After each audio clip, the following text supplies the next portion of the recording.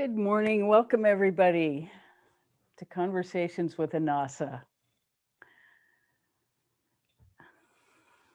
Okay, let's start with meditation. So, we're going to begin with the Om sound again. And this time, I want to do it 9 times. And do it at your own pace. And whenever you run out of breath, just take a new breath and keep going so that we sustain the sound as much as we can during this practice. And then I'll guide you through a meditation. So take your attention inside. Take a really deep breath. And you don't have to do the same pitch I do, whatever's comfortable for your voice.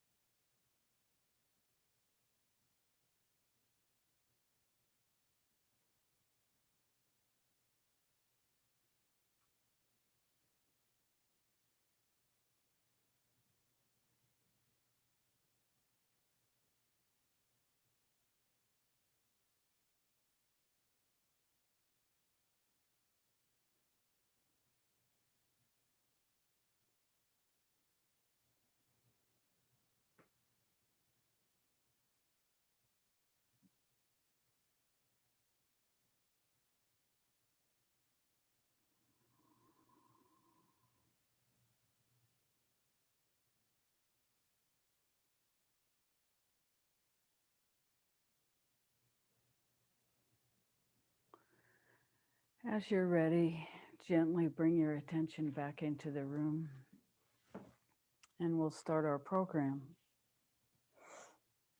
at least the talking part of our program. So, how may we serve this morning? That was really fun. We welcome your questions.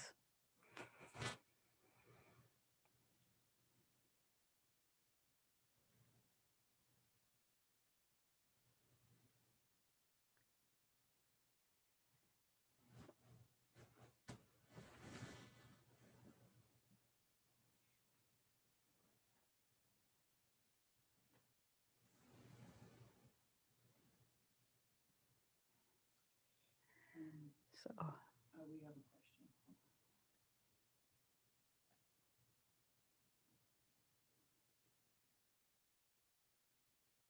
Ah, is that how I raise my hand? Thank you for the answer. Good morning, Gwen. Good morning, Hope you're well. and company. Yes, I'm well. You just look extraordinary. In the best sense of the word, I hardly recognized you when I saw you a couple of weeks ago. It's amazing. Um, Thank you for that. yeah, thank you. Thank you for the wonderful session. I have actually, it's a little bit more than a curiosity question. I hope it comes across not frivolous. My question is about the dimensions that the Annassa angels mentioned.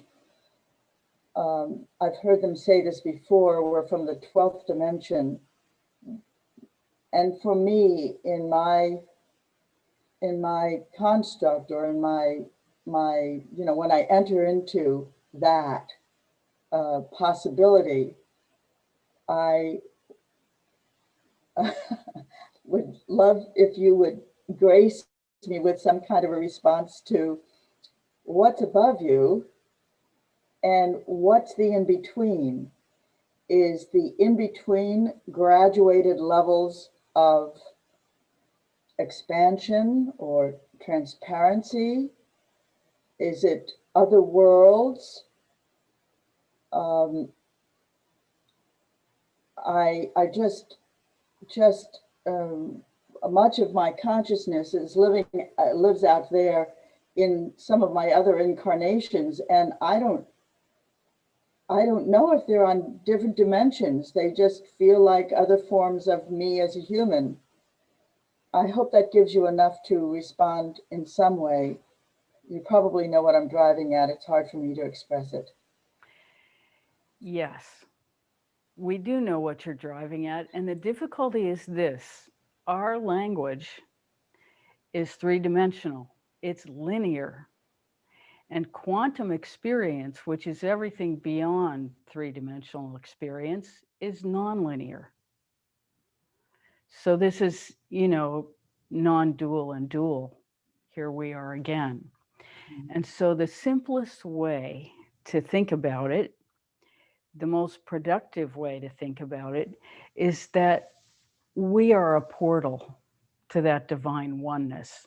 We are also that divine oneness, as you are also that divine oneness. But as the dimensions expands is a reasonable word, as the dimensions expand and our awareness becomes more inclusive of the multiverse that we live in. So we're a planet in a solar system, in a galaxy, in a multiverse of galaxies. And all of it is in motion. All of it is in motion, and that motion is all relative to everything around it. And so, and all of it is from a central source that permeates every every expression. And at the center of that source is the breath. And through the breath, we can drop into the space, not the space of the breath itself, but the space of stillness in between the breaths. And from that space, we can experience divine union, which is really what your question is asking. Because that's the only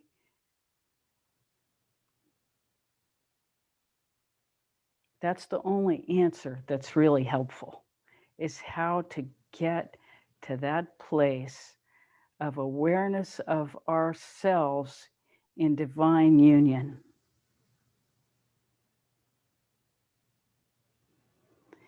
And it's so fitting that you asked this question after we just practiced the Om sound, which is really taking us to that place of divine union by stretching our breath into the expansion, where we have to take a deep breath before we begin again, and then there is that stillness. And then the sound permeates the stillness and makes it deeper.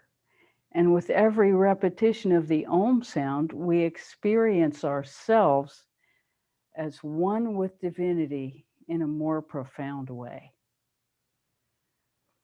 So, in a way, dimensions have no meaning to us because our language, and because we think in that language, we can't exactly get to the concept of what additional dimensions are, because they're not part of our spoken experience. So they're all in the unseen, and everything in the unseen transcends language. You don't experience the differentiation that dimensions seem to suggest. We experience the differentiation, but you can only experience the dimensions behind you, underneath you. So, three-dimensional reality, you can experience the point, you can experience the line, you can experience the cube. And then as we start to get beyond that into fourth and fifth dimension, our experience becomes ether. And there are other parts of us that may be awakened that have experience, and especially in our dream state, we can expand our experience, and in our meditation. But it's not about language. And when it comes down to language, it's the understanding of dual and non-dual, differentiated and undifferentiated. And that's really the best we can do with our language, because that's as far as it goes.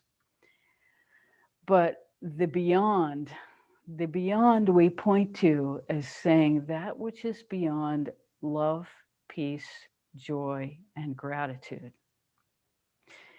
And it's not because that is the only existence of the beyond, but it is the direction in which we can point ourselves to be in alignment with that divinity, which requires an inner evolution.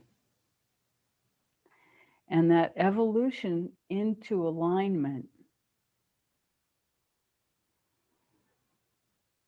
is harmonizing ourselves so that we can be the most simple, refined frequency that we can manifest in ourselves. We become that.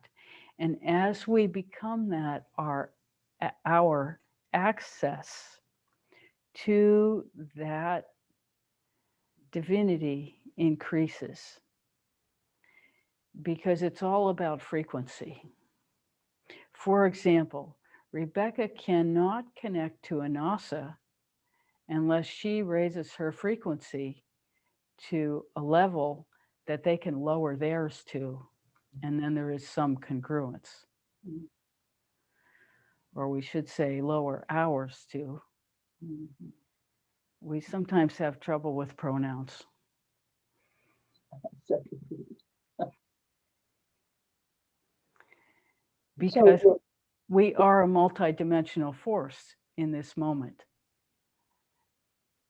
And and so the I, Mhm. the I in this moment that you are experiencing in communion with us, that I is coming out of divine union through multidimensional awareness. You are uniting with us.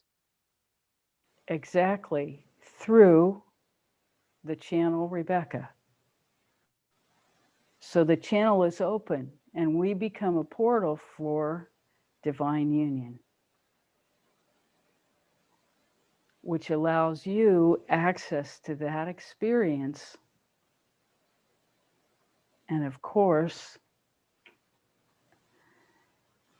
the ultimate task for the human being is absorption into that divine union and integration, which allows for evolution. So, Annassa angels, when you talk about being a portal, is it so that we can begin to develop a kind of sense memory of what that feels like because we're experiencing it? It's very subtle, isn't it? We're experiencing it now with you, but it's really subtle.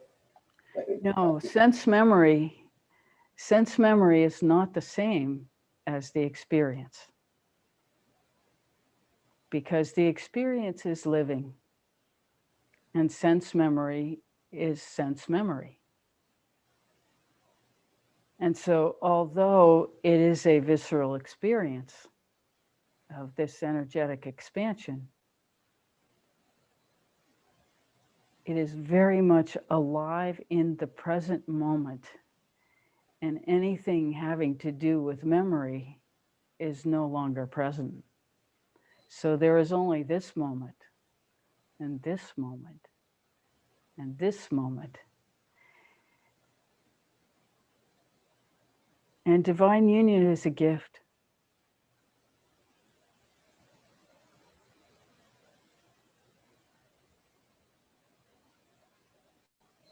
Sometimes I feel you when I first connected with you about 8 months ago, before I went off for reasons.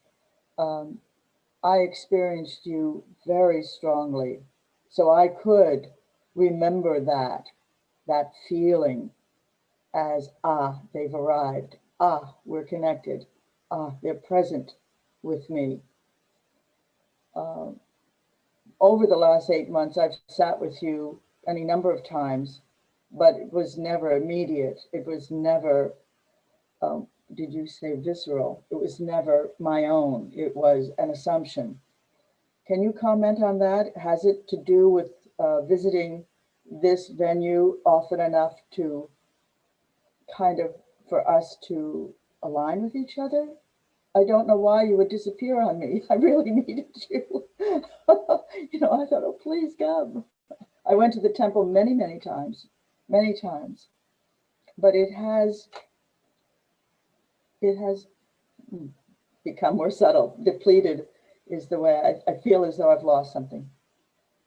I want it back. Well, that sense of loss is what we mean by sense memory, Okay, because sense memory is hollow. I It's see. not living. What's living is the experience itself and the freshness of it, and it doesn't always feel the same. How could it feel the same if it's alive? And you, in your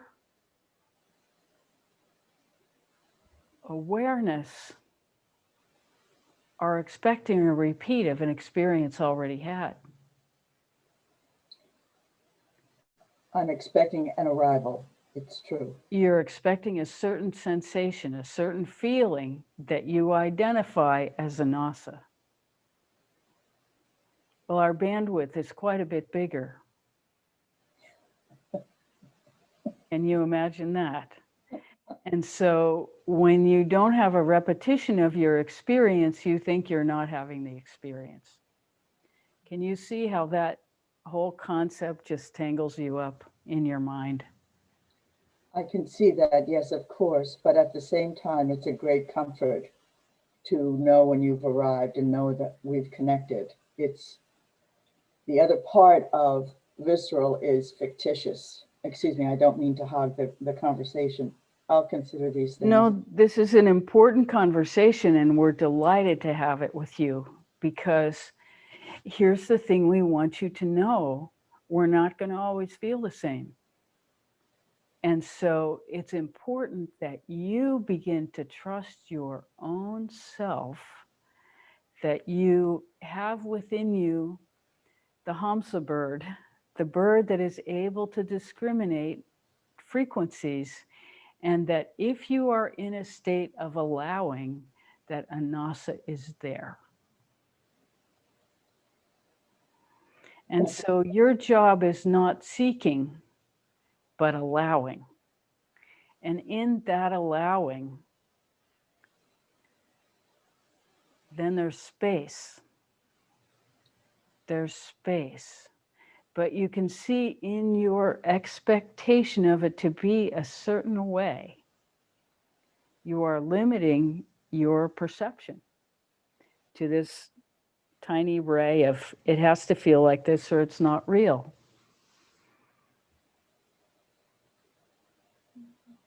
You're So, bigger than I am, so you can ignore my limitations, you know. yes, but those limitations create limitations in your capacity to expand because you're saying, oh, I'm not connected, so therefore anything that follows that is going to be less than what's possible. Nasa, the concept here, excuse me, is comfort. I take comfort in feeling you. Sometimes that's where I'm at. Well, we're not about comfort, we're about expansion. If you Well, want to be comfortable, just do the same thing you did yesterday every day, and then your life will have a certain, this is where that goes. It goes to restriction and having things the way you want it, when really what we are trying to convey to you is that this is about evolution and expansion, not repetition. I understand. I didn't expect you to accept what I said, and you didn't. But I understand what you're saying. It's fine. It's good. I get it. And it's fine initially to come to us for comfort. This is not wrong because this time of life it's exceptionally difficult, in case you haven't noticed. And so that difficulty is a call to deeper awareness. Does that make sense? Certainly. Any difficulty is a call to deeper awareness. And as you begin to expand in that deeper awareness, then different energies become available. And the only thing that limits us is our judgment. And we're not speaking just to you, Gwen, we're speaking to everyone. Because judgment is when we project our expectation of what divinity should feel like and be like, and what our experience should be. When we project that onto ultimate reality, we've projected third dimensional experience onto divinity and limited ourselves to, something far short of the mark because we are limiting it by our expectation. So the most beneficial thing we can do is to focus on the breath, drop our experience in between the breaths, and have complete allowing. We prefer the word allowing to surrender because surrender implies all kinds of things that allowing doesn't. And allowing is just openness to see, to feel, to be. And into that openness, you can say, I am that, with great allowing. And you become a witness to what is, rather than attempting to create something comfortable. We're just using your language because it's available. It's not a criticism. I certainly regret using that word. It's really, Oh, yeah. We didn't use it to make you regret it. That's not it. But this is, so many of us are looking for comfort. And so this is, we're grateful that you used that word. Oh, good. I'm glad to hear that. Because this is what drives us in the beginning, really, is we feel so miserable that it's like anything is better than this. You know, I just have to feel something different. And we know that's not true for you. We're not speaking to you, Gwen. This is to, you know, the person who's just walked in the door because life is just too painful, too strange, too, you know, unimaginably negative in some ways for many human beings right now. And so this is the inspiration that begins a spiritual practice. But then as we get deeper and deeper, it really becomes about allowing ourselves to become a witness to the absolute perfection that union with divinity allows us to access.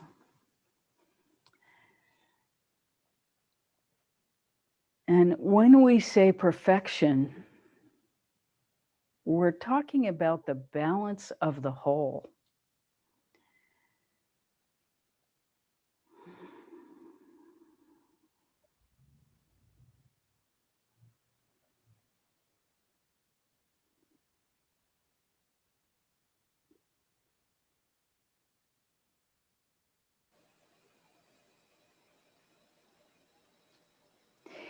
And we're going to say now that that perfection permeates everything.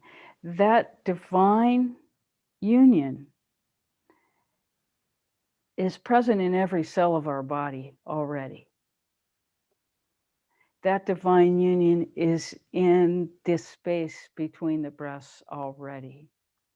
It's our perception of it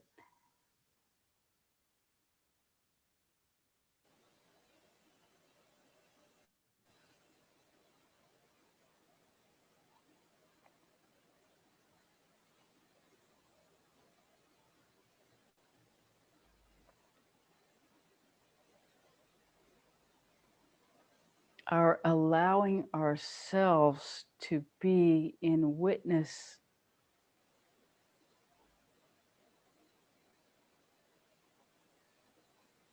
of the portal that is offered.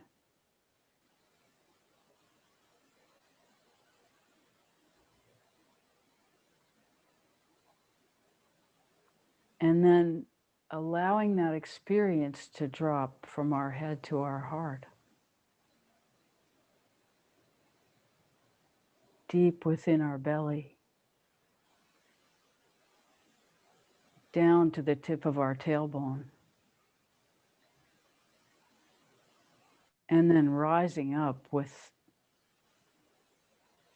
a generosity of expansion.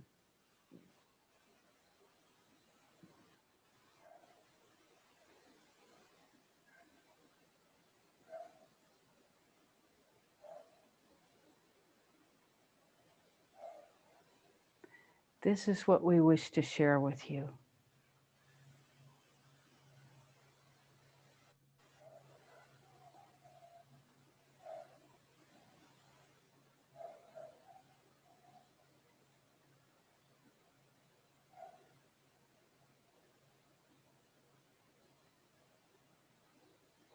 And you see it quite quickly comes beyond language.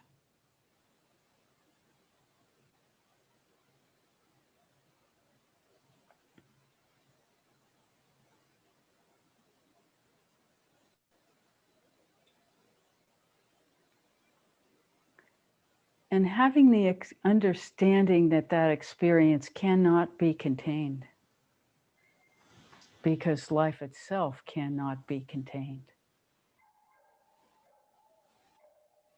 ultimately allows us to experience everything as divine. There is nothing separate.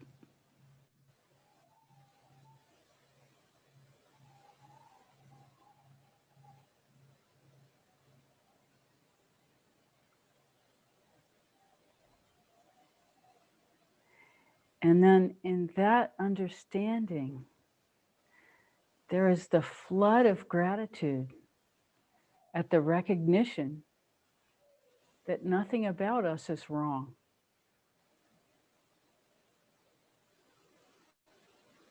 Everything can be loved.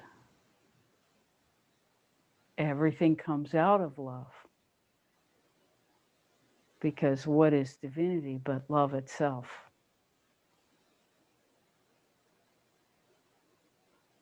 Endlessly expressing itself.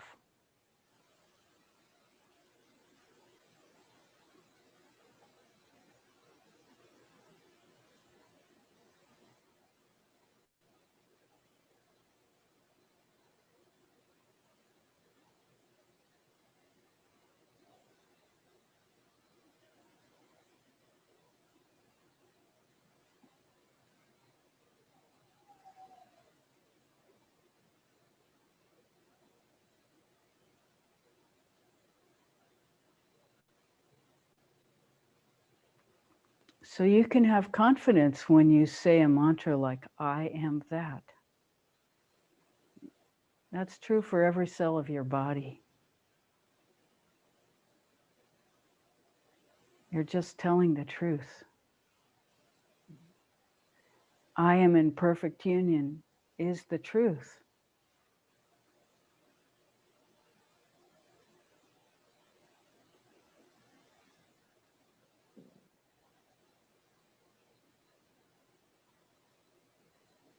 And then meditation becomes a deepening of our awareness of that truth.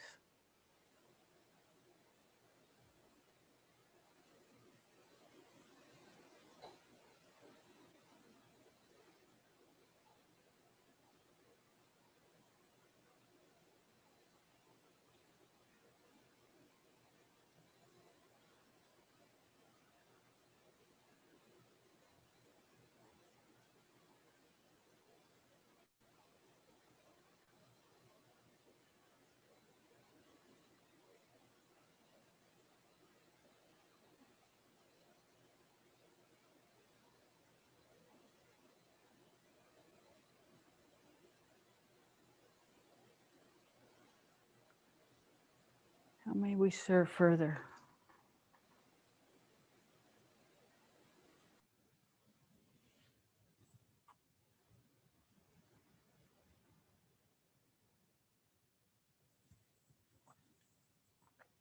Can you explain how or why people become involved in devoting their energy to conspiracy theories and how to distinguish truth? Why are conspiracy theories so prominent right now?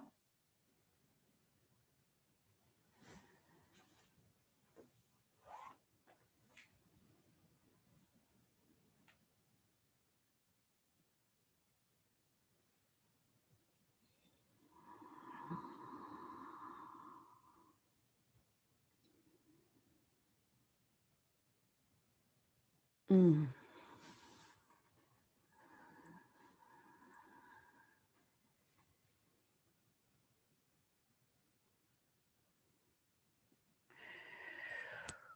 Well, where to start?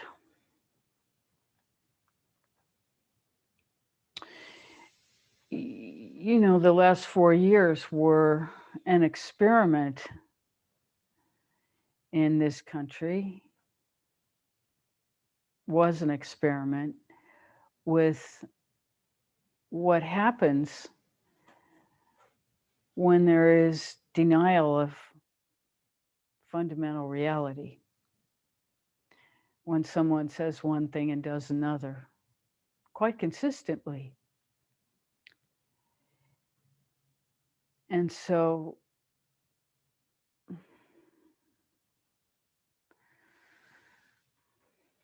this is difficult when it comes from people who we regard as authorities in our lives, who we depend on to be the honorable markers of our social agreements,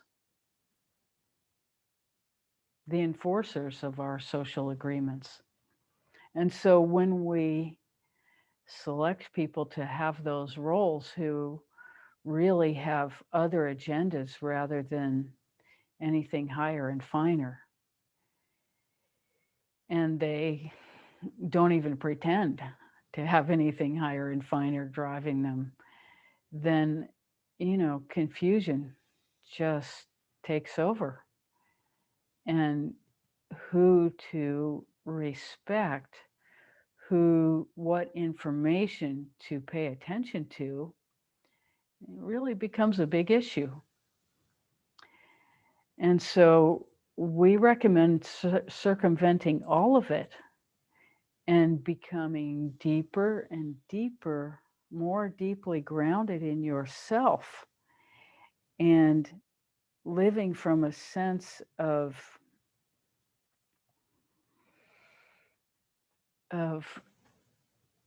truth within you, truth and alignment, and using that as your own guide and your own filter, and just proceeding very carefully in every conversation you have.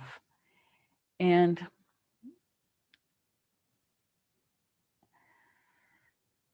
let the conspiracy theories be in other people. Other people are struggling with their own confusion. And in allowing them to be at peace with their discontent, we can encourage them to go deeper by being ourselves in their presence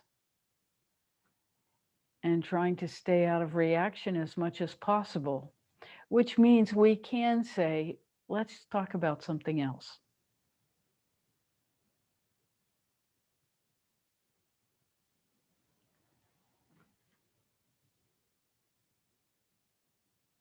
Because any of us who have tried to engage in conversation in these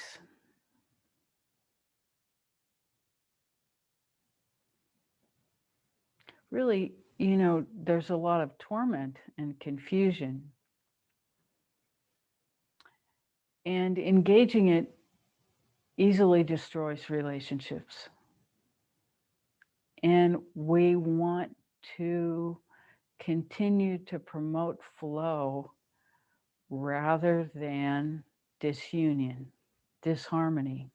So wherever we can, we just change the subject, because change is happening, especially now, change is happening. And doing battle with conflict in these arenas doesn't serve anybody.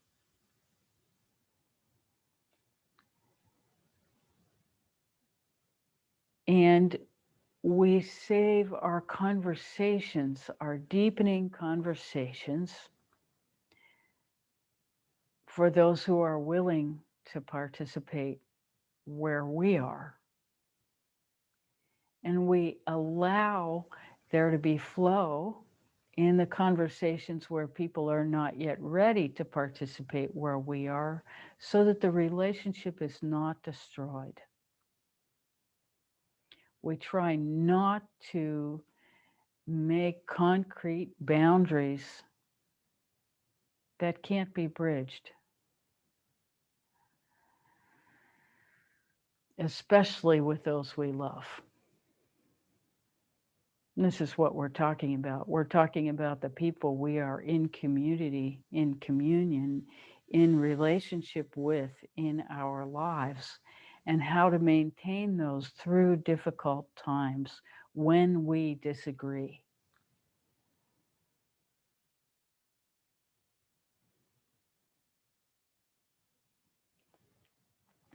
And so if the flow is such that all you can do is write to each other, that's fine. But it's best not to break relationships if you can possibly avoid doing it.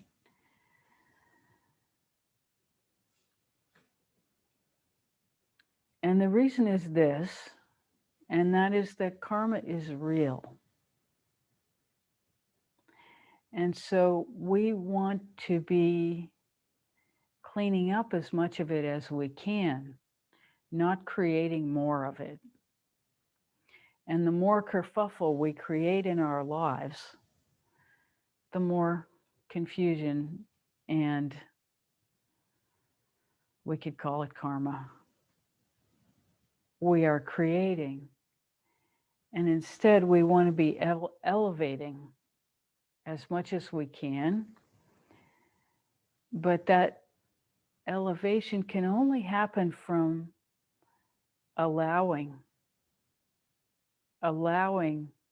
with love and respect everyone in our lives to hold their own opinion, even though we may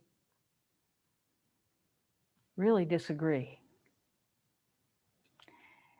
And we each have to judge and wait for the conversation where there is a leverage point in that arena. And that cannot happen from reactivity. It just cannot. So the only way we can be available to people that we disagree with is to be in a witness state rather than in reaction. And as long as we are in disagreement, then we can't harmonize with another what we have not harmonized in ourselves. And so it's important that we regard any reactivity within ourselves as something to be brought into harmony.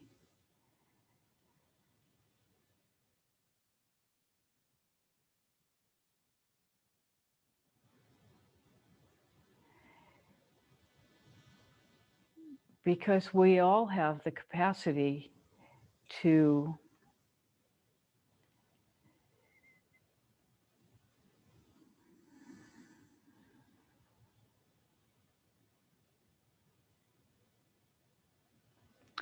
behave in less than our highest and finest best interests and the highest and finest best interests of the whole.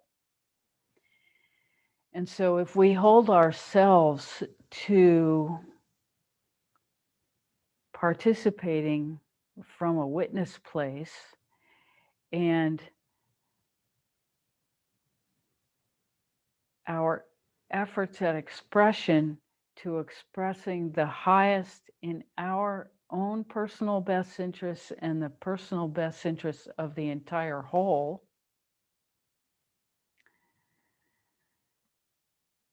this is a high bar, but it's the only way to leverage ourselves into the fifth dimension and ultimately the whole of the human collective. Because we can only rise to that which we allow in ourselves. As Rebecca can only allow us through when there is enough space of allowing in her for us to connect. The same is true for each of you. in allowing your own divinity to come forth.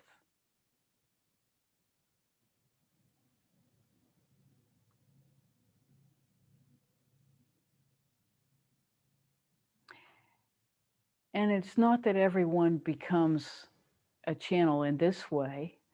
Your ability to channel divine wisdom through you will be expressed in your unique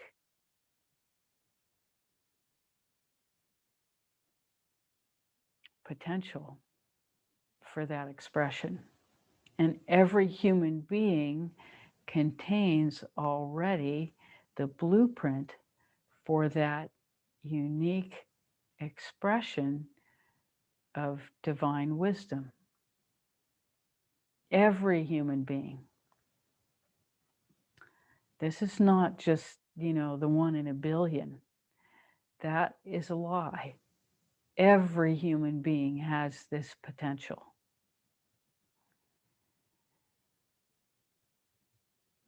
And through the understanding of that, we can allow ourselves to open to whatever experience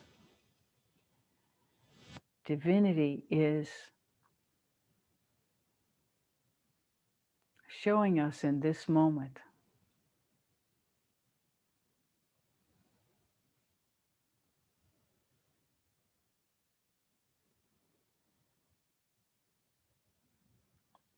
Because there is a way in which we are attracting exactly that which we need to make our next step forward. And when we begin to have faith in that and begin to trust our own inner, that it is guiding us exactly to where in ourselves we need to go for the next step. And very often it's our pain that shows us the way because we can't avoid it.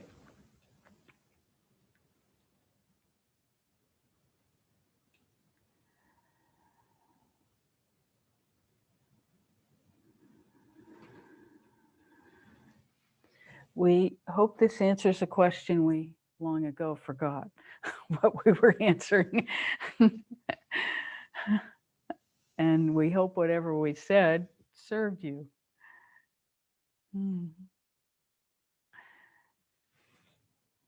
How may we serve further?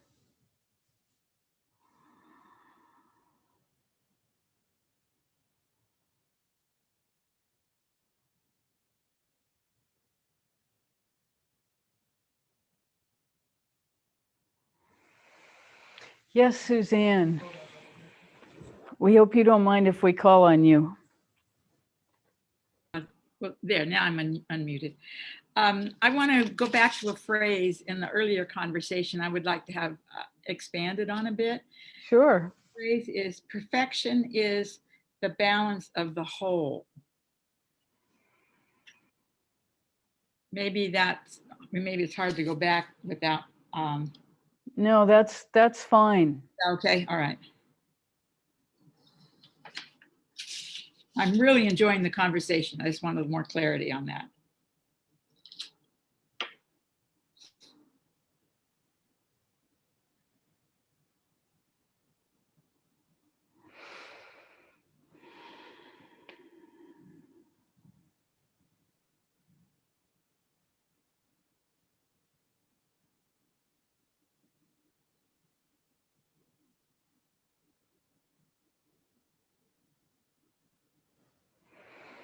Well, from the perspective of divine union, everything is already in perfect balance. Oh. From the perspective of the person,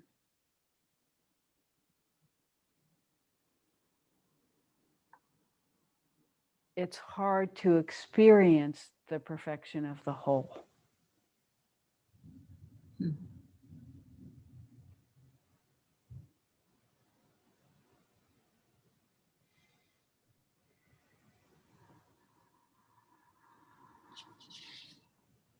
But when one is in union, in the space between the breaths,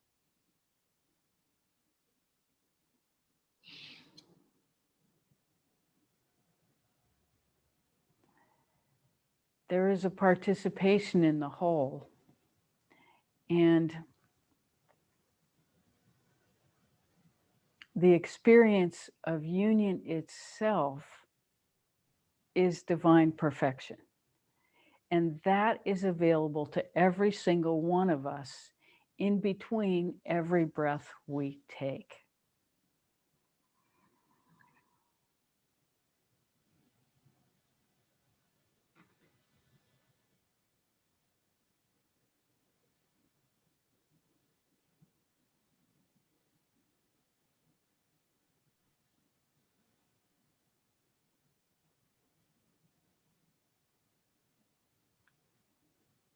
And that understanding allows us to sink into the allowing of the experience of union, because it, and this is the only role of faith.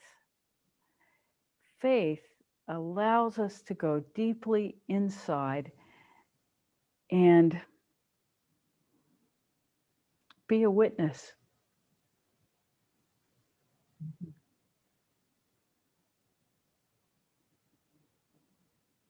And from that perspective, our experience of that which is beyond linear thought begins to arise.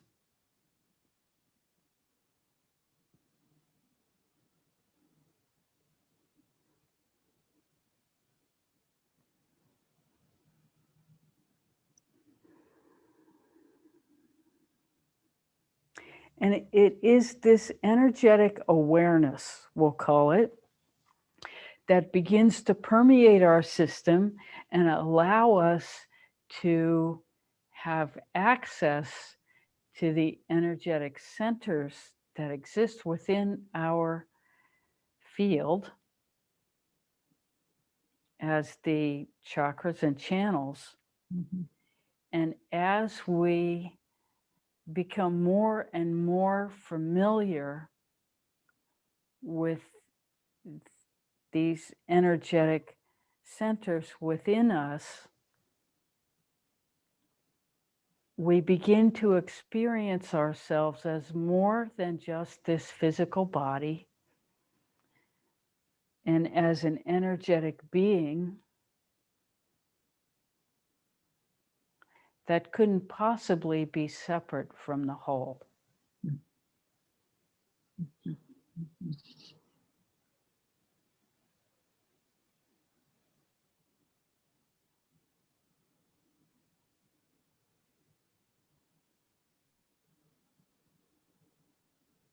And as we become more and more aware of ourselves as a field of energy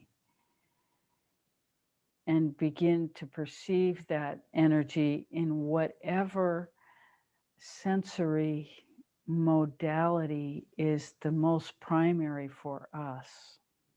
For some people, it will be light. For some people, it will be sound. For some people, it will be emotional feeling. For some people, it will be kinesthetic experience. And over time, it becomes more and more all of these, and an accumulation of different parts of expression of all of these. And our awareness expands.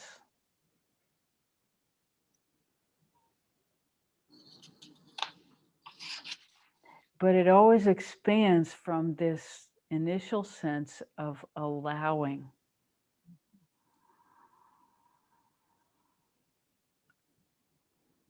Did we answer your question at all? Yes. I'm going to need to think about this, but it's moving in that direction. Thank you. You are extremely welcome. Thank you for the question.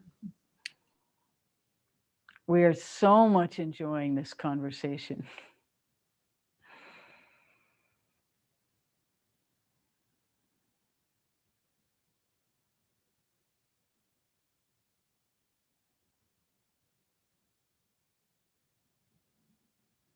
How may we serve further?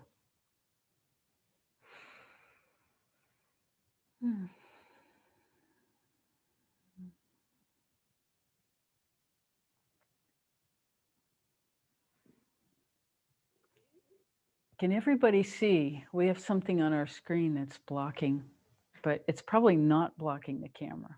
So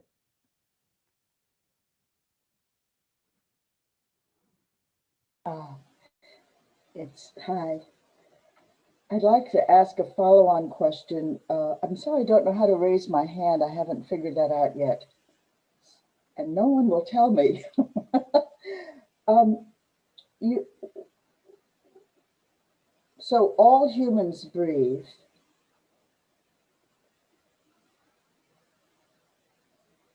All humans breathe. So all humans have this moment of stillness between the breaths. And yet when you're talking about this, you're using we. So I'm wondering if there's something parallel or corollary or something analogous maybe to breath in you, or is it simply, dare I say it, just a constant state of stillness and connection? And I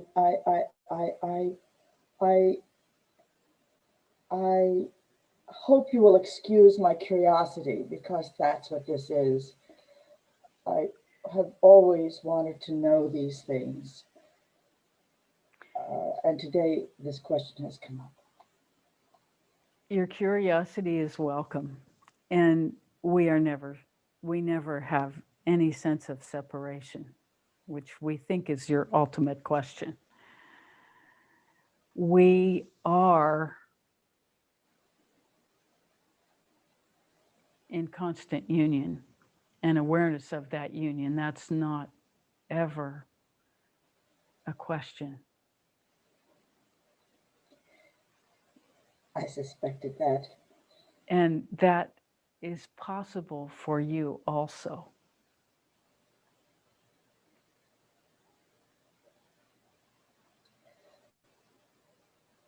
I already feel as though I've received a little bit of a smack on the hand for speaking with my limited vocabulary. And,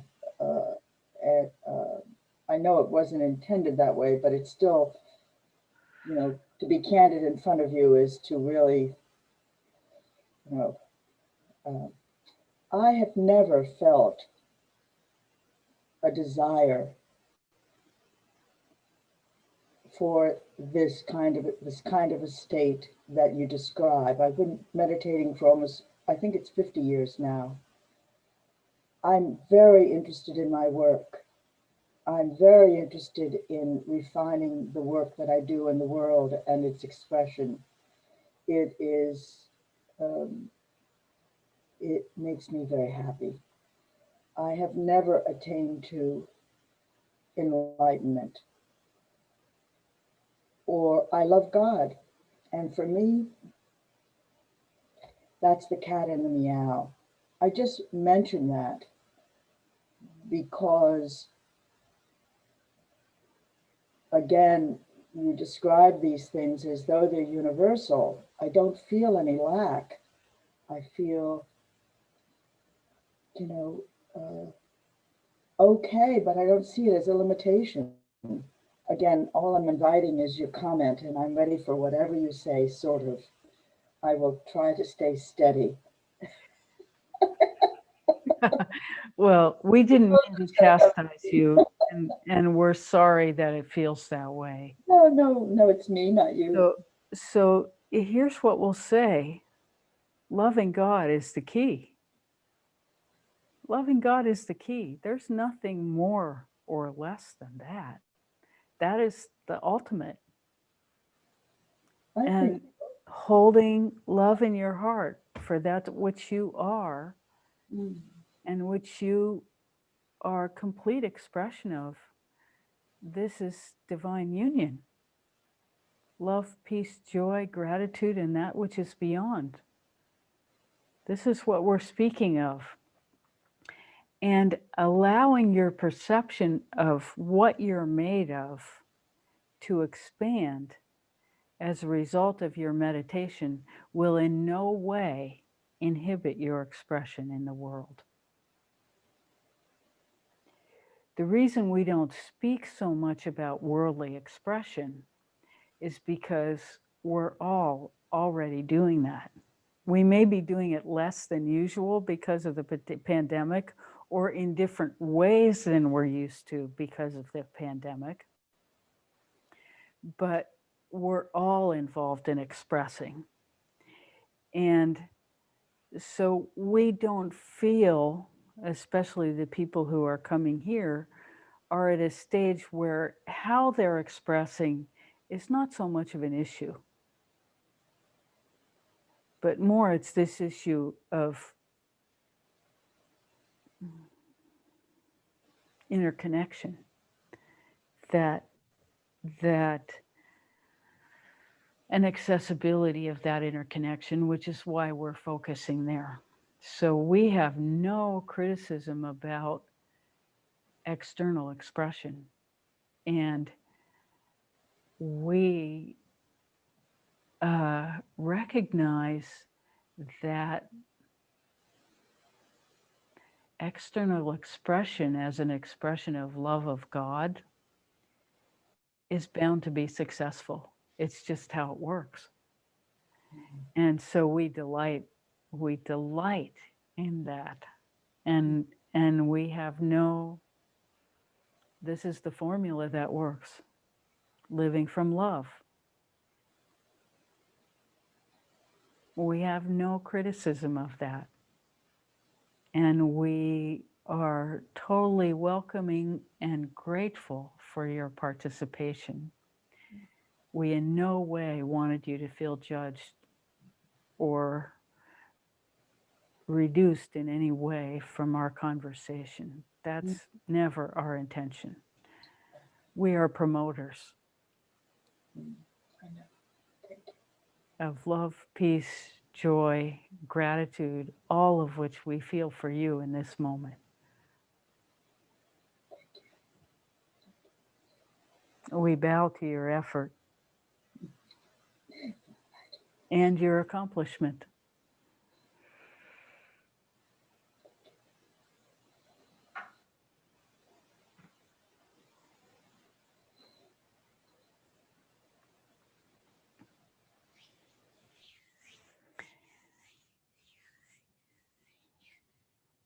How may we serve further? I think we have time for one more question.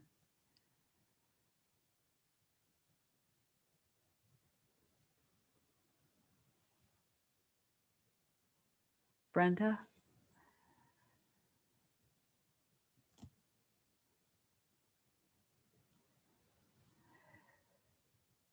Well, we wouldn't mind meditating. So let's go to that. And this meditation we'll make ourselves available for energetic transmission through looking. And what's happening with this energetic transmission is that we're just sending through as much love, peace, joy, gratitude, and that which is beyond as we can possibly bring through. And we are so grateful to be here with you and able to do this. We're honored by your presence. We're honored by your questions. And we are most honored by your attention and allowing. So let's meditate for a while. So we're just going to allow you to do what feels right to you.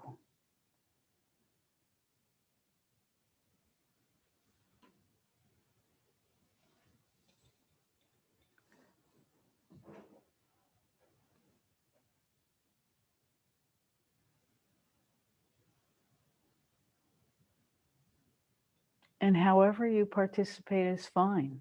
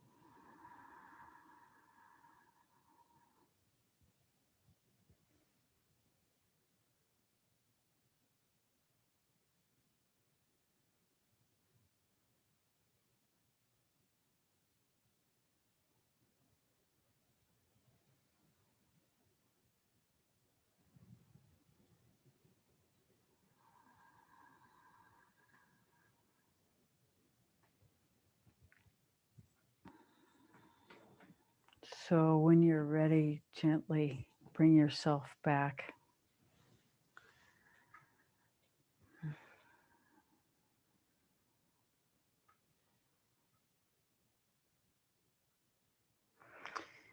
We are so grateful for this time with you. Thank you so much for coming. It's such an honor to be with you. So, so much love.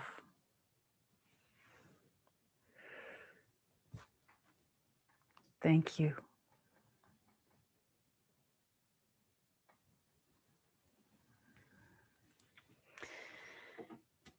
Bye for now.